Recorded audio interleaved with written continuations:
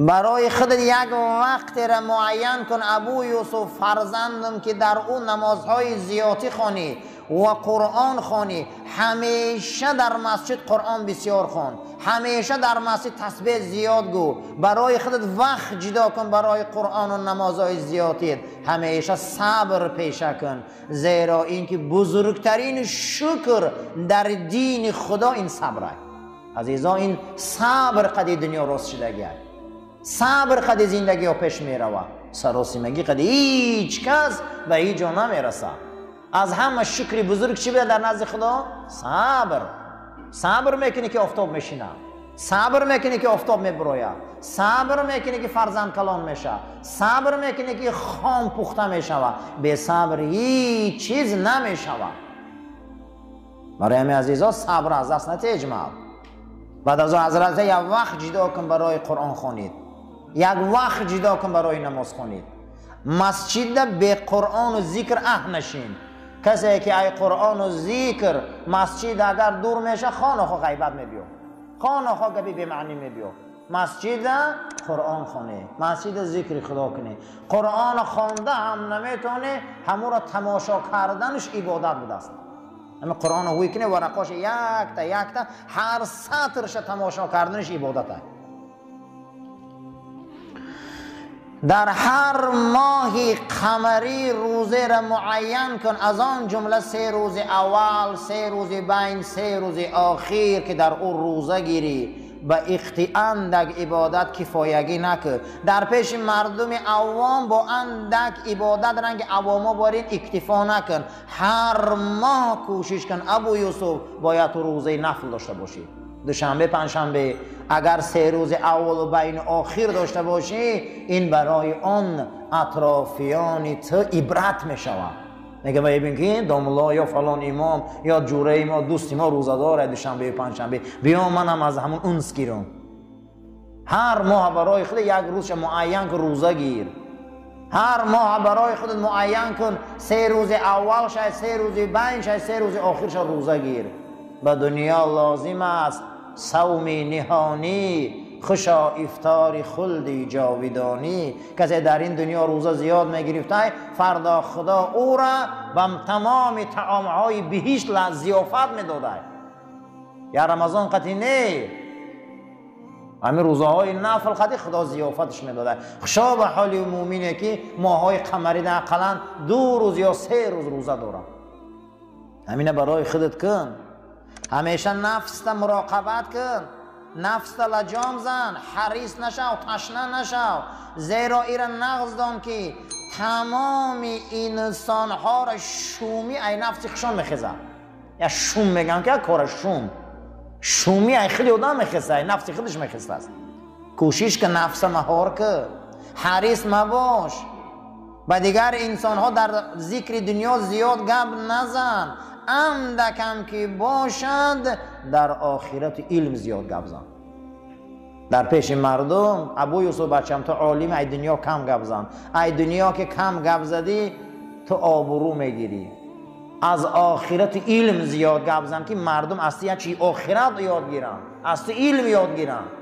همین عالم قدی 4 تا عوام شینه و همین هم قطعی عوایو قوش شوه دیگه و بعد سر کنن از تمام قشلاق دیحت غیبتش. فرق همه عالم همه عوامو چی هست؟ چی همه فرقش؟ عالم که میشینه باید یک ذکر آخرت گپ زنه. عالم که میشینه یک قصه آخرت گپ زنه، یا ذکر علم گپ زنه، یا مسائل شرع گپ زنه. 4 عوام ای علم بهره‌مند شوند. ابو یوسف فرزندم همی کاره که هیچ محل خودت خرید و فروش مکن. برای انجام تجارت آدم گیر، او دا آیلیک که مورد باورید باشه. هر کسی که خودش سودا میکنه تجارت میکنه، این انسان ها را ملایمیش آبروش از بین میره و وقت بهوده در تجارت و زراعت بازار نگذارم. یا آدم در جاد منکر کنه و هم صاحب زندگی شوه و تو بارا تأمین که خودت نکی این کارا را. زیرا تاجرها زیادش وقتاشون بهوده میگذره، هیچی از آخرت دنیا نمیگیرن. یا چقدر سر میبرداره، سر سفید شده، باور کنید هیچی هم نداره. همین بسیار همین سوداگرا را تماشا کنیم باور کنید همین نماز نمیدونن چه خیلی میخونن. نمیدونم این نمازشون چخیله میخونن بیچاره. کوشش کن که در وقت سودا میکنی یا آدم گیر که و محتاج به همون کارو باره و هم صاحب نام که برشه بیار تامین که مورد احترامت باشه، خودت کم به این مشغول شو، زیرا اکثریت تجارت انسانها را وقت بهوده میگذرونه، وقت بهوده میگذره، نه از آخرت چیزی جمع کردین نه از علم دنیا و دین چیزی داره. یک کسی کرایه کن که او محتاجه، او هم صاحب نان میشه و فرزندم، تو چیکار میکنی؟ با تو هم ثواب میگیری، با یک عائله دیگر صاحب نان میکنی. هیچگاه در کارها چی دنیایی باشه چی آخرتی باشه بے پروا نشو، زیرا خدا ای دنیا و آخرت هر بندش میپرسه. قسم به خدا ای یک خرسچوجه میپرسه منایخ بموشه، ای یک اولاق خر میپرسه. خیلی گمون نکنید دنیا به صعیبه، ای دنیاوی هم خدا میپرسه، از اخروی هم خدا میپرسه. هیچ محل در این کارا به سهم نباش، نگو این کاری دنیا، نه، هم دنیا را خدا میپرسه هم آخرت. از خندیدن زیاد پرهیز کن ابو یوسف، خنده زیاد دل نابود میکنه. چقدر نابود میکنه؟ دل میکشته. دل از چند چیز میمرده، یکم مردن دل ای خنده بسیار بوده. خنده بسیار هم حیبت از بین میبره، هم دل چیکار میکنه؟ نابود میکنه. آدم ها را دلشان میمرده اگر بسیار خندن. ابو یوسف فرزندم از خندیدن بسیار پرهیز کن. حتی رسول اکرم صلی الله علیه و سلم در حیات پاکشان بسیار خندیدگی نیستن، گاه گاه میگه تبسم میکردن، گاه گاه دندانهای شکاریشان نمایان میشد. پیغمبر ما بلند کم خندیدگی هم. ابو بکر صدیق حضرت عمر هم بلند کم خندیدگی هم. تبسم دائم هم میکردن لیکن هیچ محل بلند نمیخندیدن، کم بلند خندیدگی هم. خنده بلند دلالت از قلب مرده میکردن. از نشستن و خیستن و گفتگو معامله و دادگیری با زنها پرهیز کن، زیرا هر کسی که با زنهای بیگانه و زنها قد نشست زیاد کنه این انسانها را قلباشان پژمرده و حیبتاشان گم میشن. زنکای نامحرم قد کم گپ زنی گفتن، زنک محرم قد هم باشه کم شینه، زنک قد زیاد شیشتن آدم از جدی بودن میبرورده است، آدم پژمرده میشده، قلب انسان گفتگو با زن زیاد پژمرده میکرده، علاقه با زن زیاد، گفتگو با زن زیاد، در بین زنها زیاد، حیبت مردک از بین میرفته. کوشش کن گفت نشستن و برخاست و دادگیری و حرکت با زنها را کم کن ابو یوسف بچه‌ام، زیرا این که قلب پژمرده میکنه. مردک واقعی با زنها رابطه و گفتگو و دادگیری و نزدیک شوی را کم میکرده. همیشه در زمین با وقار و آرام و مهربان قدم زن، هیچ محل سراسیمه در کوچه ها قدم نزن. سراسیمه قدم زدن از علامت بد-اخلاقی است. یا خودمون در می کوچه راه میگردن گمان میکنه که چی جنایت را صادر کردگیم. باید مسلمان با وقار راه گرده، آهسته آهسته. و در کارهات سراسیمه نشو، العجلة من الشیطان. سراسیمگی از ابلیس است. بادروا بالاعمال سبعا، پیغمبر گفت در کاراتون سراسیمه نشوید مگر در 7 چیز، یکی در علم و یکی در عبادت، یکی در دختر شوهر دادن سراسیمه شوید که این کارا دیر ماندن و دوست نمیدارن. برای همین در همین حدیث گوهربارشان یک چند کار سراسیمه شدن با خوب دانستن. یکی از همون سراسیمگی دخترها را شوهر دادن است. دختر پگه نکه عزیزم، زمانه فساد دوره بیزه به تیز و به خونه بختش گسیل که. دویم علم پگه نداره، سیوم نماز وقتش حاضر نداره و وقتش قد فرضه. در کارهات عجول سراسیمه نباش، آهسته آهسته کارات انجام ده مگر در کارهای ضروری شرعی. در زمین وقتی که راه میگردی با وقار راه گرد، آهسته آهسته راه گرد، ملایم راه گرد، سراسیمه نباش. ضرورت باشد میله. اگر کسی ای پشت سر تو را فریاد کرد و از پشت سر تو را صدا بلند کرد و یا تو را مقصد با صداهای امروزه اشتاکشی میگن، باید اهمیت نده، زیرا ای پشت فقط حیوان صدا میکنه. این عادت مسلمان نیست. اگر مبادا یک از قفا صدا بلند میکنن و یا از قفا فریاد میکنن و داد میزنن با داد و صدا، اونا ده اهمیت نده. اگر نام تگیرن و دیگه مسئله، لیکن اگر نام گرفته صدا کنه دیگه مسئله. لیکن اگر اونها بلند داد زدن و صدا کردن و یا مقطع اشتا کشیدن، در این انسان اهمیت نده، زیرا این عمل فقط حیوانا رو میکنن. تو انسانی از پشت حیوان فقط صدا میکنن، انسان روبروش صدا میکنن. در وقتی گپ زدن هیچ محل داد نزن، صدا تا بلند نکن، زیرا داد زدن و صدا بلند کردن در وقت گپ زدن از علامت بد تربیت بودن انسان است. آدمای بد تربیت بلند گپ میزنن، داد میزنن.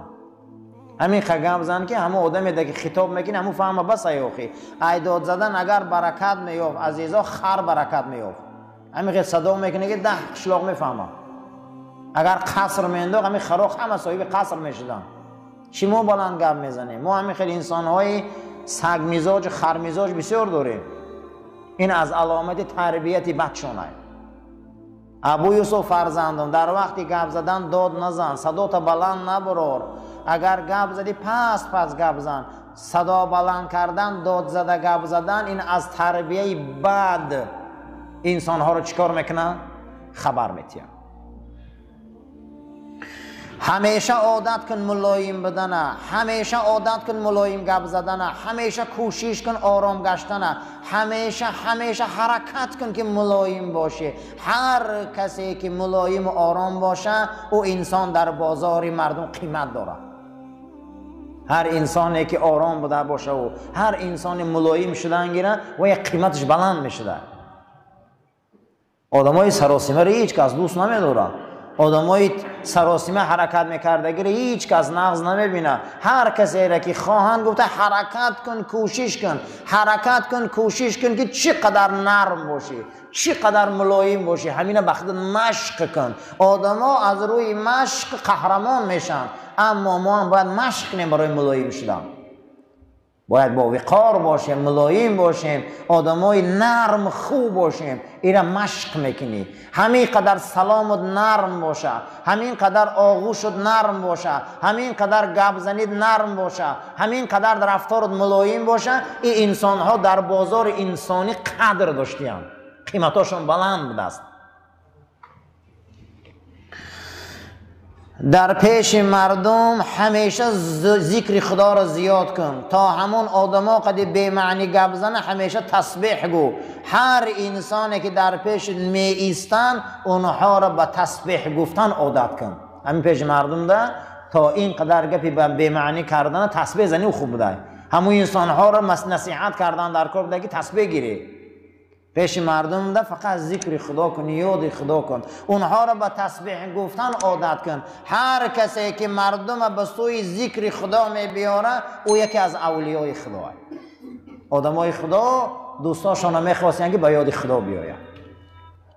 به اهمیت نشه، اینا رو پروردگار میپرسه. اللهم ربنا تقبل منا انك انت السميع العليم وتب علينا انك انت الرؤوف الرحيم برحمتك يا ارحم الراحمين. صفاتنا راست گیری عزیزا. از خندیدن زیاد پرهیز کن ابو یوسف. خنده زیاد دل نابود میکنه. چه نابود میکنه؟ دل میکشته.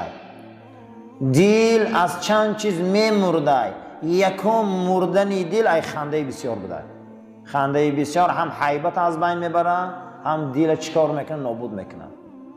آدما را دلشان میمرده اگر بسیار خندن. ابو یوسف فرزندم از خندیدن بسیار پرهیز کن. حتی رسول اکرم صلی الله علیه و سلم در حیات پاکشان بسیار خندیدگی نیستن. گاه میگه تبسم میکردن، گاه دندانهای شکاریشان نمایان میشد. پیغمبر ما بلند کم خندیدگی هم. ابو بکر صدیق حضرت عمر هم بلند کم خندیدگی، تبسم دائم میکردن، لیکن هیچ محل بلند نمیخندیدن، کم بلند خندیدگی. خنده بلند دلالت از قلب مرده میکردن. از نشستن و خیستن و گفتگو، معامله و دادگیری با زنها پرهیز کن، زیرا هر کسی که با زنهای بیگانه و زنها قد نشست زیاد کنه، این انسانها را قلباشان پجمورده و حیبتاشان گم میشن.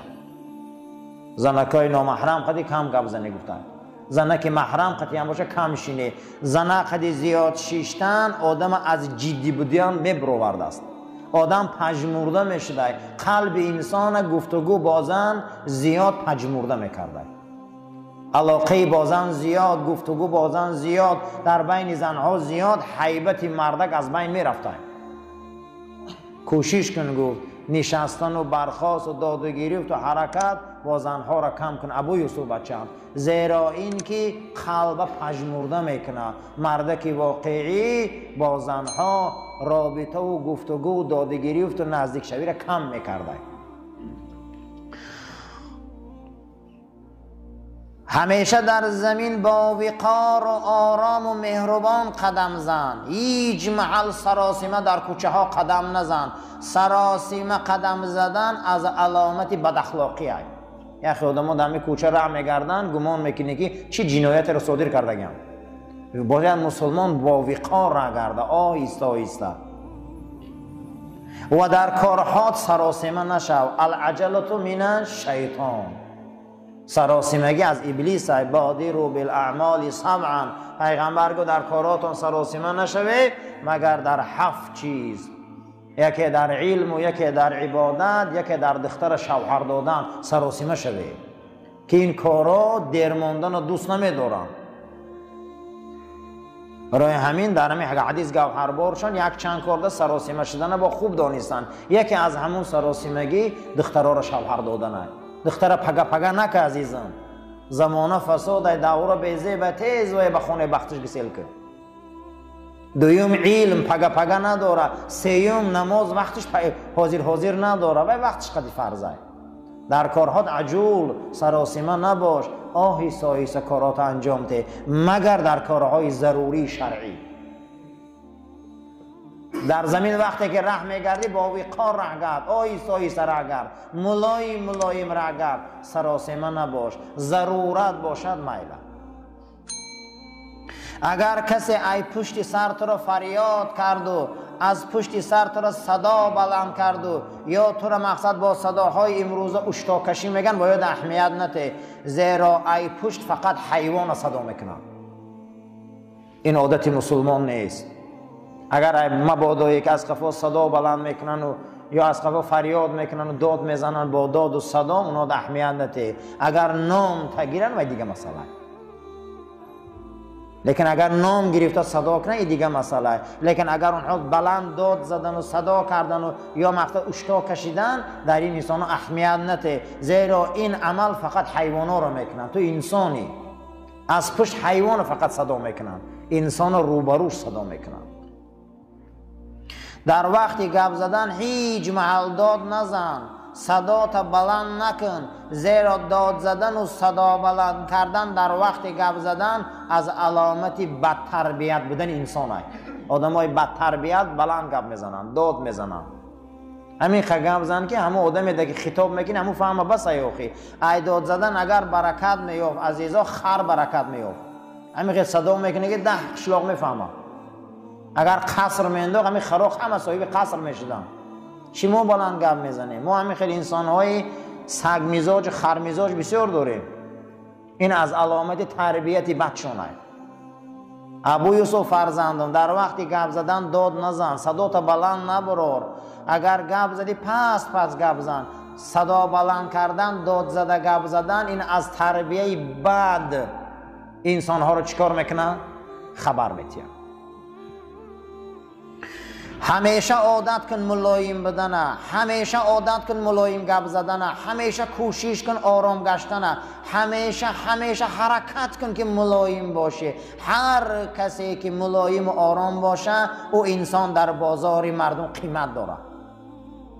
هر انسانی که آرام بوده باشه و هر انسان ملایم شدن گیره و یک قیمتش بلند میشه. آدمای سراسیمه رو هیچ کس دوست نمیداره.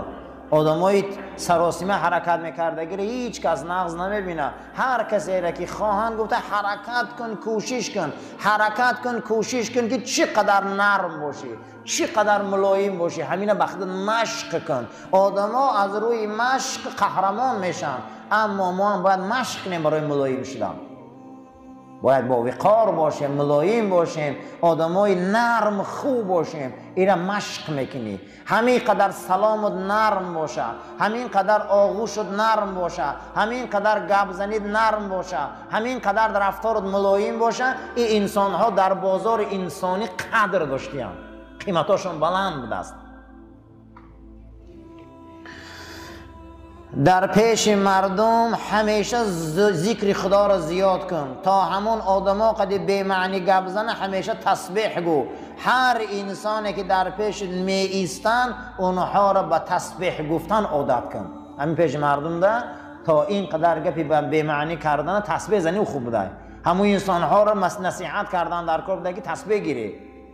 پیش مردم ده فقط ذکر خدا کن، یاد خدا کن، اونها را به تسبیح گفتن عادت کن. هر کسی که مردم به سوی ذکر خدا می بیاره او یکی از اولیای خدا. آدمای خدا دوستاشون میخواستن که به یاد خدا بیاید. او یوسف فرزندم، مبادا در مجلس بحث و مناظره لرزیده حرف زنی، زیرا که هر کسی که در وقت بحث و مناظره و در وقت محکمه ها لرزیده گپ میزنه، خداوند ذهن او را تشویشی میبیاره. زبانت که لرزید، بدنت که لرزید، مردم نسبت تو گمانی بد میکنن. در همه حالت نلرزیده نترسیده گپ زن. ناحق باشی تنبیه میشی، آگاه میشی. ناحق باشی جزات میگیری، حق باشی در این حالت غلبه میکنی. در همه حالت برادر وقتی گپ زده لرزیده گپ نزنی. حق هم که میشه آدم در گمان میرفته. ابو یوسف بچم در مجلس ها، در مناظره ها، در بحث ها، در صحبت ها نلرز، نترس، زبان لطه نخره، آهسته گپ زن، نترسیده گپ زن، نلرزیده گپ زن. زیرا اینکه بسیار انسان ها آدمای خوبند، لیکن در وقت گپ زدن بسیار در تشویش میشوند، چهره هاشون تغییر مییابند. باشه حق آدم ها همین خصلت از خود دور که